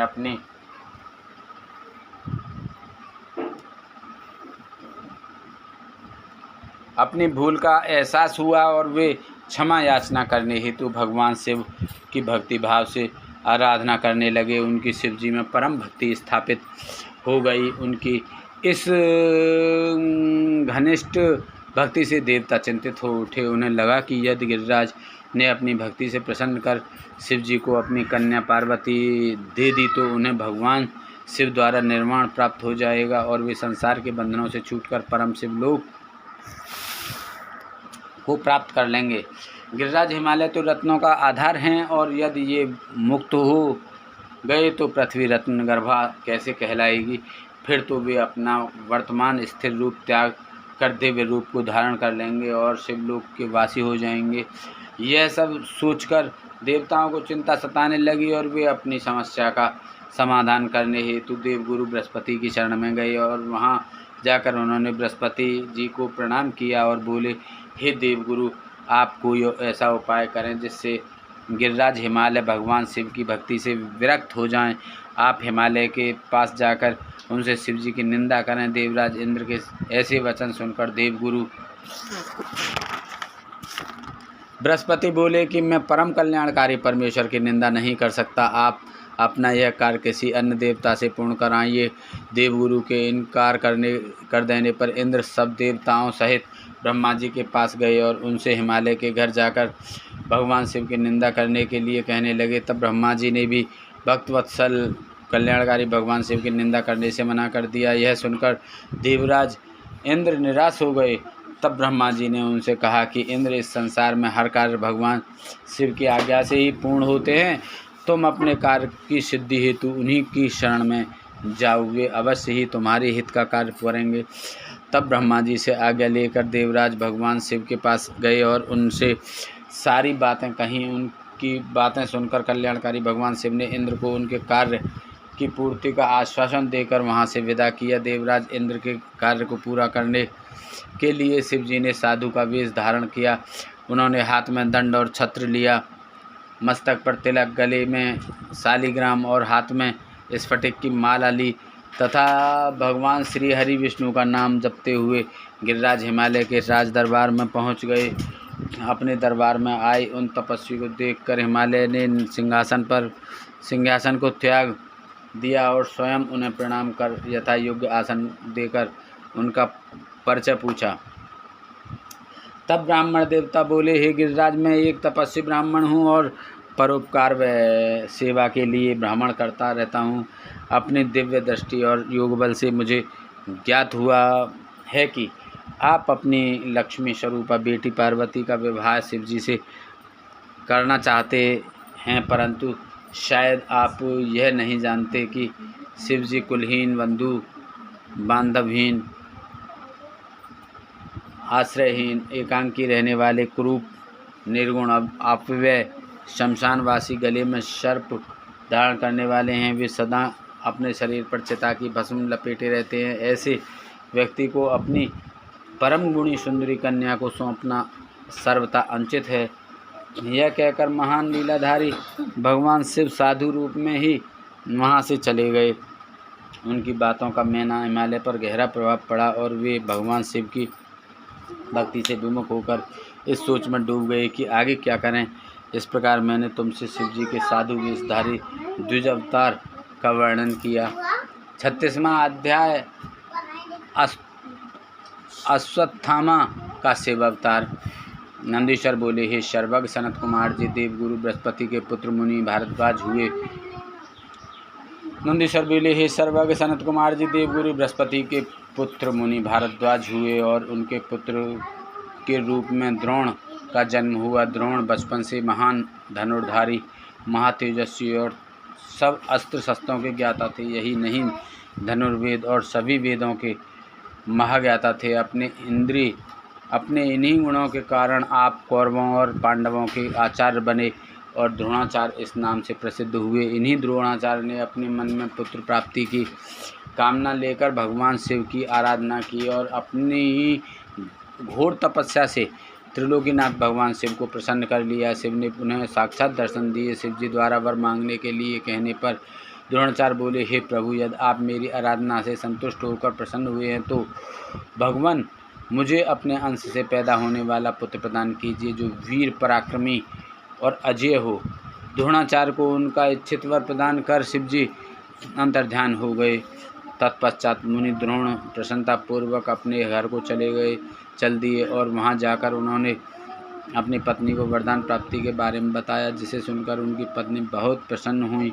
निश्चय समय पर मुनि द्रोण की पत्नी ने एक वीर बालक को जन्म दिया जिसका नाम अश्वत्थामा रखा गया। अश्वत्थामा वीर और पराक्रमी योद्धा हुए और उन्होंने कौरव सेना का मान बढ़ाया। जब कौरव पांडवों का युद्ध हुआ तो अश्वत्थामा के कारण कौरव सेना अजय हो गई और वह पांडव सेना पर हावी होने लगी। शिव जी के अंश से उत्पन्न होने के कारण ही अश्वत्थामा ने पांडव पुत्रों को युद्ध में मार डाला था। यह देखकर अर्जुन बहुत क्रोधित हुए और अपने पुत्रों का नाश करने वाले पर आक्रमण करने लगे। अर्जुन के सारथी के रूप में स्वयं श्री कृष्ण थे। अर्जुन को अपनी ओर आता देखकर अश्वत्थामा ने उन पर ब्रह्मशिर नामक अस्त्र छोड़ दिया, जिससे सारी दिशाएं प्रचंड तेज से प्रकाशित हो उठीं। अश्वत्थामा के इस अस्त्र को देखकर अर्जुन एक पल के लिए विचलित हो गए और उन्होंने श्री कृष्ण से इसका उपाय पूछा। तब श्री कृष्ण बोले, हे अर्जुन, यह बहुत घातक शक्ति है और इससे तुम्हारी रक्षा स्वयं भगवान शिव ही कर सकते हैं। तुम उन्हीं का स्मरण करके इस अस्त्र का नाश करो। तब अर्जुन ने हाथ जोड़कर भगवान शिव की मन से बहुत आराधना और स्तुति की। तत्पश्चात उन्होंने जल को छूकर सेवास्त्र छोड़ा। इसके प्रभाव से अश्वत्थामा द्वारा चलाया गया ब्रह्मशिर अस्त्र शांत हो गया। फिर भगवान श्री कृष्ण ने अर्जुन सहित सब पांडवों को अश्वत्थामा से आशीर्वाद लेने के लिए कहा। श्री कृष्ण की आज्ञा मानते हुए सभी पांडवों ने अश्वत्थामा को प्रणाम किया। तब प्रसन्न होकर अश्वत्थामा ने पांडवों को अनेकों वर प्रदान किए और फिर अपने कर्तव्य को निभाते हुए कौरव सेना से मिलकर पुनः पांडवों से युद्ध करने लगे। इस प्रकार भगवान शिव ने परम भक्त द्रोण के घर पुत्र के रूप में जन्म लेकर अनेक लीलाएं रची। 37वां अध्याय पांडवों को शिव पूजन के लिए व्यास जी का उपदेश। नंदीश्वर बोले,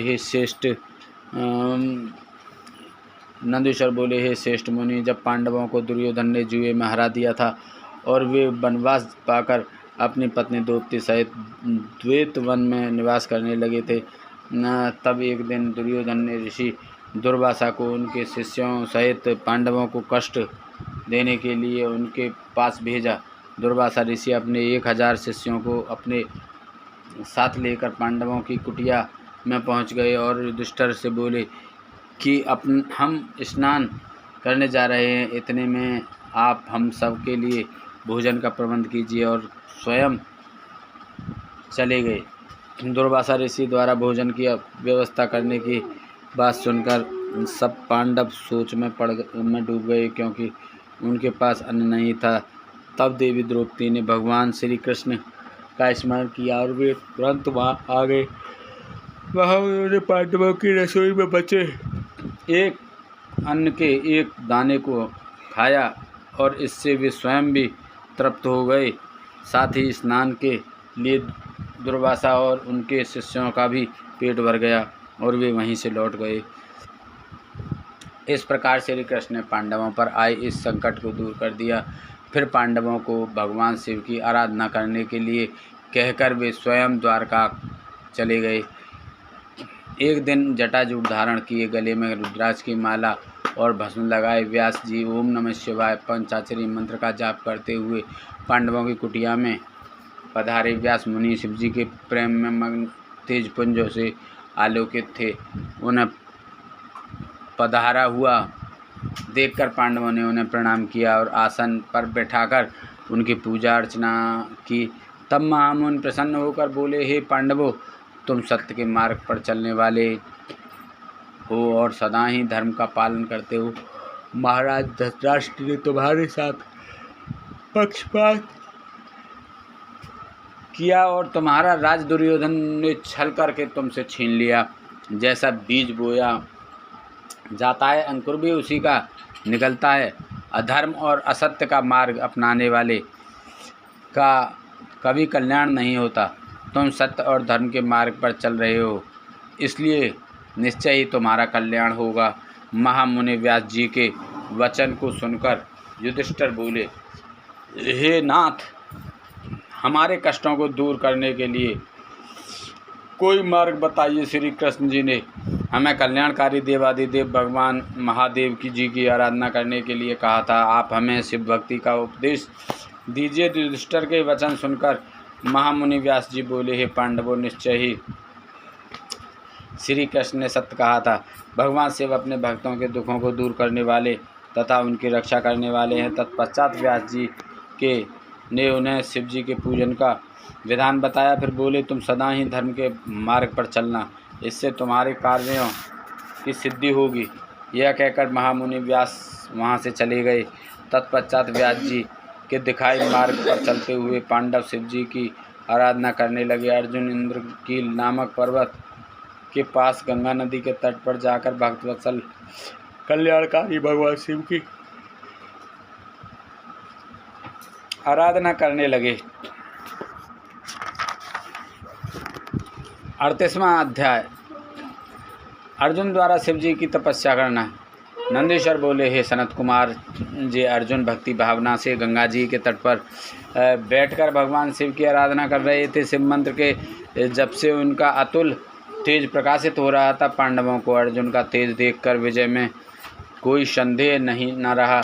जब अर्जुन तपस्या करने के लिए उनसे दूर गए, तब अर्जुन के वियोग से द्रौपदी और अन्य पांडव बहुत दुखी थे, परंतु उनके मन में अटूट विश्वास था कि शिव जी की भक्ति से उनका निश्चय ही कल्याण होगा। उनके दुखों को जानकर एक बार व्यास जी फिर उन्हें समझाने के लिए उनके पास गए। उन्हें देखकर पांडव बहुत प्रसन्न हुए और उनका आतिथ्य सत्कार करने लगे। तब महामुनि व्यास जी ने उन्हें उपदेश दिया और उन अनेक कथाएं सुनाई, परंतु पांडवों का दुख दूर न हुआ। एक दिन युधिष्ठिर ने महामुनि व्यास से प्रश्न किया, हे महाप्रज्ञ, जिस प्रकार के दुख और कष्टों को हम भोग रहे हैं, क्या पहले भी किसी को ऐसी परिस्थितियों का सामना करना पड़ा है? युधिष्ठिर के इस प्रश्न को सुनकर व्यास मुनि कहने लगे कि पांडवों, निश्चय ही तुम्हारे साथ कौरवों ने छल किया है, परंतु अनेकों सिद्ध पुरुषों ने इससे भी अधिक दुखों को हंसते हंसते झेला है। निषद देश के स्वामी नल, सत्यवादी राजा हरिश्चंद्र, श्री रामचंद्र जी ने भी इन कष्टों को हंसकर झेला है। यह तो सत्पुरुषों का स्वभाव होता है कि वे विपरीत परिस्थितियों और दुखों से विचलित नहीं होते और सदा सत्य के मार्ग पर ही आगे बढ़ते रहते हैं। मानव को तो दुख झेलने ही पड़ते हैं। बचपन, विवाहावस्था, वृद्धावस्था सभी में मनुष्य को दुख और कष्ट प्राप्त होता है। इसलिए अपने मन को मत भटकाओ और सत्य के मार्ग का अनुसरण करो, क्योंकि शिव जी सत्य से प्रसन्न होते हैं। इसलिए सभी मनुष्य को सत्य के पथ पर चलना चाहिए। दूसरी ओर अर्जुन ने इंद्रकील नामक पर्वत के निकट गंगा जी के तट पर महामुनि व्यास के उपदेश के अनुसार शिवलिंग बनाकर उसकी विधि पूर्वक उपासना आरंभ कर दी। अर्जुन प्रतिदिन स्नान करके भक्ति भावना से इंद्रियों को अपने वश में करके भगवान शिव का ध्यान करते। दिन व दिन उनकी भक्ति भावना और अधिक प्रबल होती जा रही थी। उनकी तपस्या के तेज से जीवों को भय होने लगा था। अर्जुन की तपस्या से दग्ध होकर अनेक देवता देवराज इंद्र के पास गए और उनसे बोले कि देवराज अर्जुन भगवान शिव की घोर तपस्या कर रहा है और उसके तेज से सभी प्राणी दग्ध हो रहे हैं। अर्जुन की तपस्या के विषय में सुनकर देवराज इंद्र उनकी परीक्षा लेने के लिए उनके पास गए। इंद्र ने ब्राह्मण का रूप धारण किया और अर्जुन के पास जाकर पूछने लगे कि तुम इतनी छोटी उम्र में तपस्या क्यों कर रहे हो? तुम मुक्ति चाहते हो या विजय के लिए तपस्या कर रहे हो? परंतु इंद्र तो मोक्ष के स्थान पर सुख प्रदान करते हैं। इन देव के वचनों को सुनकर अर्जुन को क्रोध आ गया और वे बोले, हे मुनि, आप यहाँ क्यों पधारे हैं और इस प्रकार के प्रश्नों से मेरी तपस्या में क्यों व्यवधान डाल रहे हैं? मैं शिव जी की आराधना कर रहा हूँ। तब इंद्रदेव ने ब्राह्मण वेश त्याग कर अपने वास्तविक रूप के दर्शन अर्जुन को दिए। इंद्रदेव को अपने सामने पाकर अर्जुन को लज्जा का अनुभव हुआ कि मैंने इंद्र से अपशब्द कहे। उन्होंने देवराज इंद्र से क्षमा याचना की। देवराज इंद्र प्रसन्न होकर बोले, अर्जुन, तुम मांगो, क्या मांगना चाहते हो? मैं निश्चय ही तुम्हारा इच्छित वर प्रदान करूँगा। देवराज इंद्र के वचन सुनकर अर्जुन बोले, हे देवेंद्र, यदि आप मुझ पर प्रसन्न हैं तो मुझे शत्रुओं पर विजय का वरदान दीजिए। अर्जुन के वर को सुनकर देवेंद्र बोले, अर्जुन, तुम्हारी विजय अवश्य होगी, क्योंकि भगवान शिव के भक्तों पर कभी कोई कष्ट नहीं आता। उनको संसार में किसी का भय नहीं होता। इसलिए तुम इसी प्रकार शांत चित्त और भक्ति भाव से त्रिलोकीनाथ देवादिदेव महादेव जी की तपस्या करो। उनकी प्रसन्नता से श्रेष्ठ जीवन में और कुछ नहीं होता।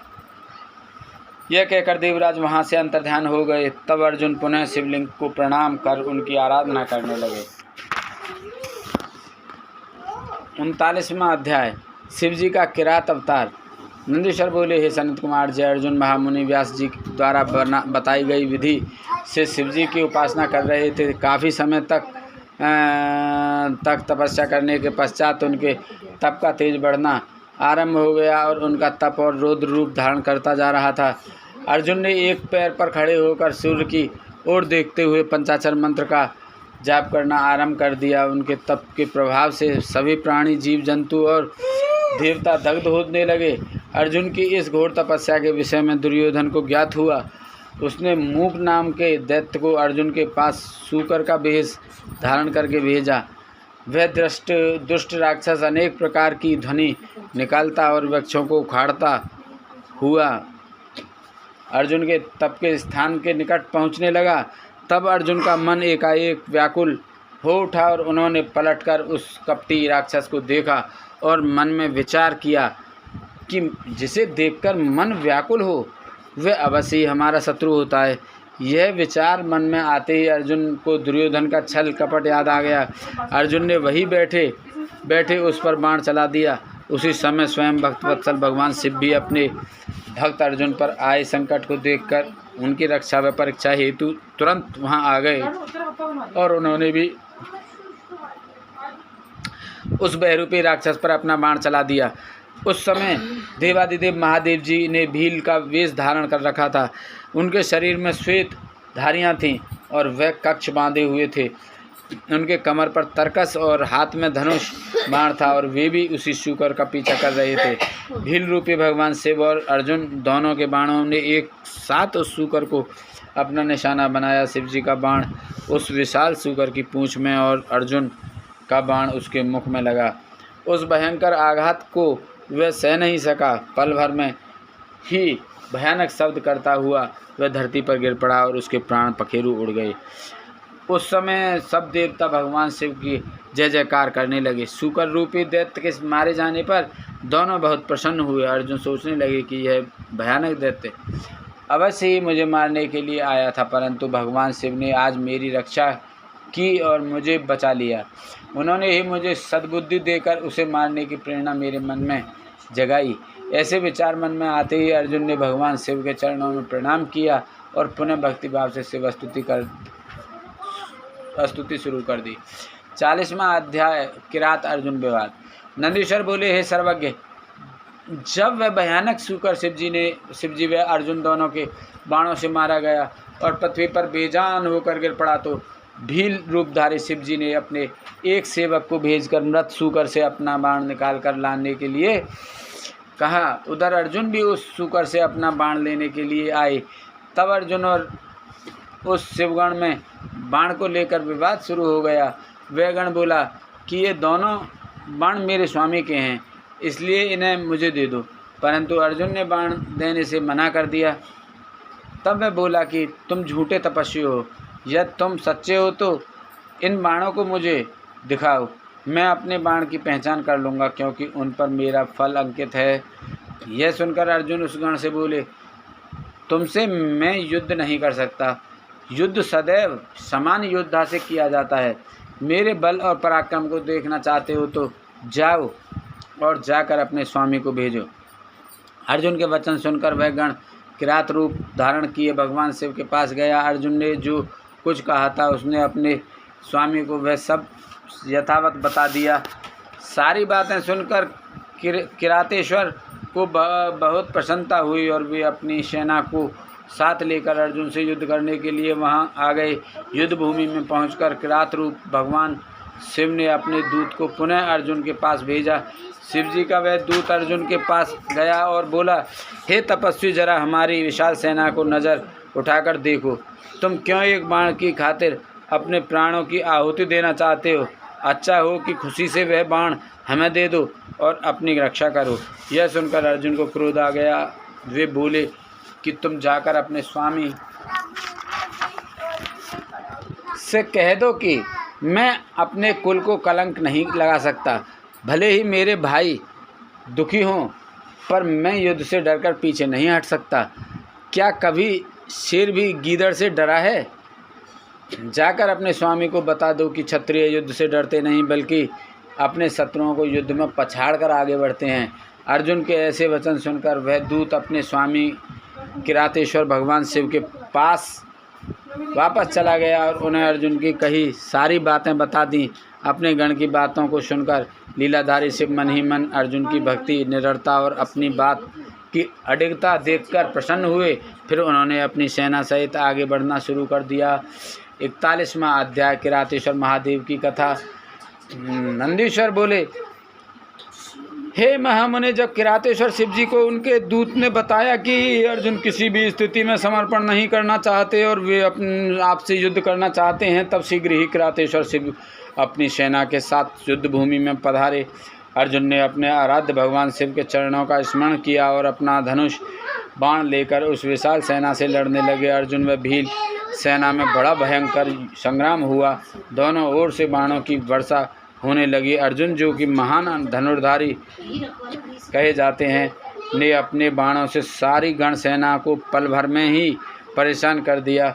फिर क्या था, कुछ ही देर में सभी शिवगण अपने प्राणों की रक्षा हेतु युद्ध भूमि से इधर उधर हो गए, परंतु अर्जुन के बाण न रुके। जब भीलराज किरात की सारी सेना भाग खड़ी हुई, तब अर्जुन ने किरात वेशधारी शिवजी से युद्ध करना आरंभ कर दिया। अर्जुन ने अपने तीव्र बाणों से महादेव जी पर हमला कर दिया, परंतु वे भक्तवत्सल शिवजी का कुछ न बिगाड़ सके।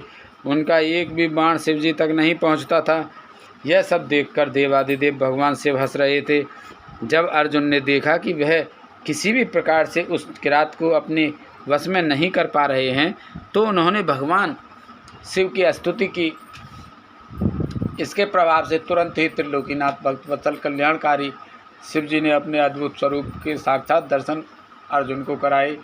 भगवान शिव का परम मनोहारी सुंदर स्वरूप देखकर अर्जुन धन्य हो गए और प्रसन्न होकर पल भर में उन्हें देखते ही रह गए। तब यह जानकर कि यह किरात कोई और नहीं अपितु स्वयं शिवजी ही थे, उन्हें अपने युद्ध करने और उनका अपमान करने के कारण बहुत लज्जा महसूस हुई। वे अपने आराध्य के चरणों में गिर पड़े। शिवजी ने उन्हें उठाया और बोले कि अर्जुन दुखी मत हो।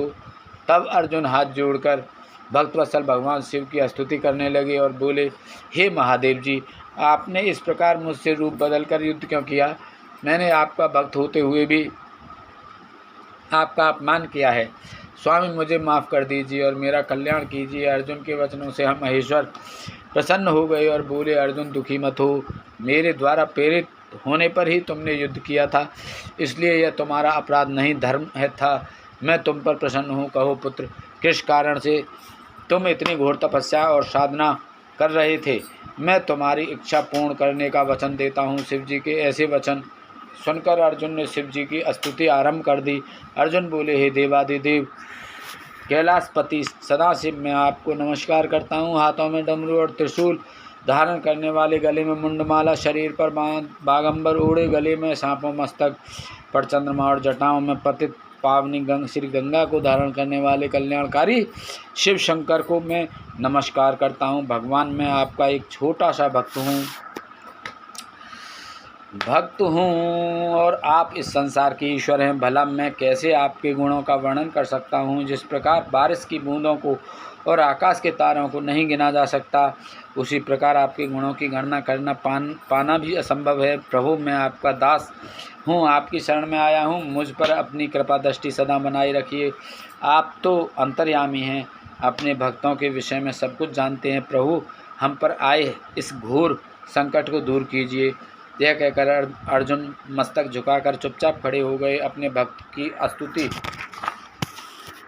से हर्षित हो शिवजी बोले, हे अर्जुन, अपनी सारी चिंताएं त्याग दो। तुम्हारे कुल का कल्याण अवश्य होगा, तुम्हें सब कुछ मिल जाएगा। थोड़ा धैर्य रखो। यह कह शिवजी ने अर्जुन को अमोघ पाशुपत अस्त्र प्रदान किया। फिर अर्जुन को युद्ध में विजय पाने और शत्रुओं का नाश करने का वर प्रदान किया। साथ ही शिवजी ने उनकी सहायता हेतु श्री कृष्ण जी को भी सहयोग करने के लिए कहा। तत्पश्चात अर्जुन को आशीर्वाद देकर शिवजी वहाँ से अंतर्ध्यान हो गए। शिवजी के जाने के उपरांत अर्जुन भी प्रसन्नतापूर्वक अपने आश्रम को लौट गए और जाकर अपने भाइयों को अपनी तपस्या सिद्धि और वर प्राप्ति के बारे में बताया, जिसे जानकर वे बहुत प्रसन्न हुए। अर्जुन की तपस्या पूर्ण होने के विषय में जानकर श्री कृष्ण उनसे मिलने आए और बोले कि इसलिए ही मैंने कहा था कि शिव भक्ति सभी कष्टों को दूर करने वाली है। मुने, इस प्रकार मैंने आपको शिव जी के किरात अवतार का वर्णन सुनाया। यह सब कामनाओं को पूर्ण करने वाला है। बोल शंकर भगवान की जय। बोलो पार्वती माता की जय। बोल कार्तिक जी की जय। बोलो महेश्वर महादेव जी की जय। ओम जय शिव ओंकारा, स्वामी भज शिव ओंकारा।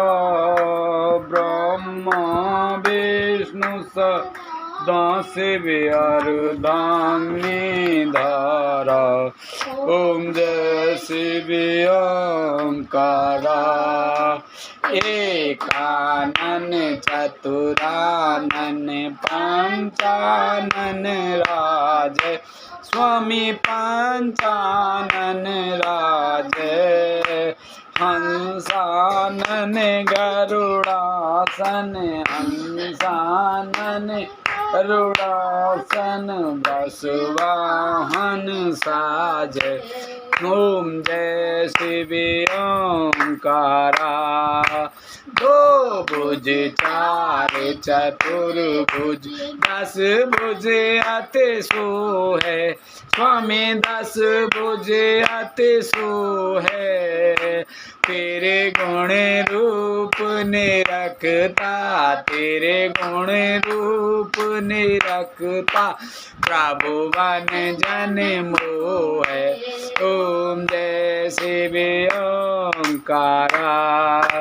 अछ माला वन माला माला धारी स्वामी लुंड आधारी चंदन मृग मद सोहे चंदन मृग मद सोहे भोले शुभकारी ओम जय शिव ओंकारा श्वेतांबर पीतांबर बागंबर अंगे स्वामी बागंबर अंगे सनकादिक ब्रह्मादिक सनकादिक ब्रह्मादिक भूतादिक संगे ओम जय शिव ओंकारा करके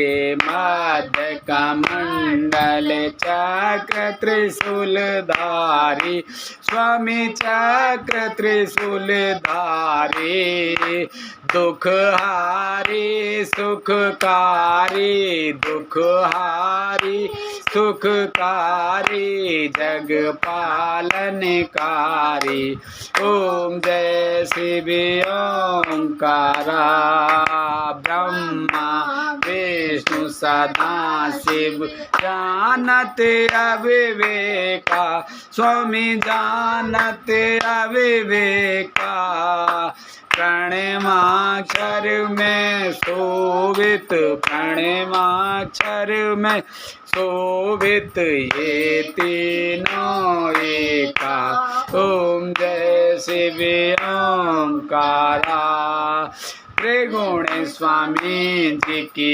आरती जो कोई नर गावे स्वामी प्रेम सहित गावे कहत शिवानंद स्वामी भजत हरि हर स्वामी मन वांछित फल पावे ओम जय शिव ओंकारा जय शिव ओंकारा स्वामी भज शिव ओंकारा ब्रह्मा विष्णु सदा शिव ब्रह्मा विष्णु सदा शिव अर्धांगिनी धारा ओम जय शिव ओंकारा बोल शंकर भगवान की जय बोल पार्वती माता की जय बोल गणेश भगवान की जय बोल कार्तिक जी की जय जय शंकर शंकर जय शंकर कैलाशपति जय गौरा गौरा जय गौरा पार्वती जय शंकर शंकर जय शंकर कैलाशपति जय शंकर शंकर जय शंकर कैलाशपति जय गौरा जय गौरा माँ पार्वती जय गौरा जय गौरा माँ पार्वती जय शंकर जय कृपानि शंकर जय शंकर कैलाशपति जय शंकर जय नमामि शंकर जय शंकर कैलाशपति जय गौरा जय गौरा माँ पार्वती जय गौरा जय गौरा माँ पार्वती जय शंकर जय शंकर शंकर जय शंकर कैलाशपति जय शंकर जय शंकर शंकर जय शंकर कैलाशपति जय गौरा गौरा जय गौरा माँ पार्वती जय गौरा गौरा जय गौरा माँ पार्वती जय शंकर शंकर जय शंकर कैलाशपति जय शंकर शंकर जय शंकर कैलाशपति जय गौरा गौरा जय गौरा माँ पार्वती जय गौरा गौरा जय गौरा माँ पार्वती जय शंकर शंकर जय शंकर कैलाशपति जय शंकर जय नमामि शंकर जय शंकर कैलाशपति जय गौरा गौरा जय गौरा माँ पार्वती जय गौरा गौरा जय गौरा माँ पार्वती जय शंकर जय शंकर कैलाशपति जय गौकर जय गौरा जय गौरा माँ पार्वती जय शंकर जय शंकर कैलाशपति जय गौरा गौरा जय गौरा माँ पार्वती जय गौरा गौरा जय गौरा माँ पार्वती जय शंकर जय शंकर कैलाशपति जय गौरा गौरा जय गौरा माँ पार्वती जय गौरा गौरा जय गौरा माँ पार्वती जय शंकर जय कृपानि शंकर जय शंकर कैलाशपति जय शंकर जय नमामि शंकर जय शंकर कैलाशपति जय गौरा गौरा जय गौरा माँ पार्वती जय गौरा गौरा जय गौरा माँ पार्वती जय शंकर जय नमामि शंकर जय शंकर कैलाशपति जय शंकर जय नमामि शंकर जय शंकर कैलाशपति जय गौरा गौरा जय गौरा माँ पार्वती जय गौरा गौरा जय गौरा माँ पार्वती जय शंकर जय नमामि शंकर जय शंकर कैलाशपति जय गौरा गौरा जय गौरा माँ पार्वती जय गौरा गौरा जय गौरा माँ पार्वती जय शंकर जय नमामि शंकर जय शंकर कैलाशपति जय शंकर जय कृपानि शंकर जय शंकर कैलाशपति जय गौरा नमामि गौरा जय गौरा माँ पार्वती जय गौरा नमामि गौरा जय गौरा माँ पार्वती बोल शंकर भगवान की जय बोल पार्वती माता की जय बोलो कार्तिक जी की जय बोलो गणेश भगवान की जय बोलो सभी देवी देवतन की जय बोलो तुलसा मैया गंगे मैया गैया मैया संतोषी माता पृथ्वी माता कालका मैया की जय बोला हर हर महादेव शंभू।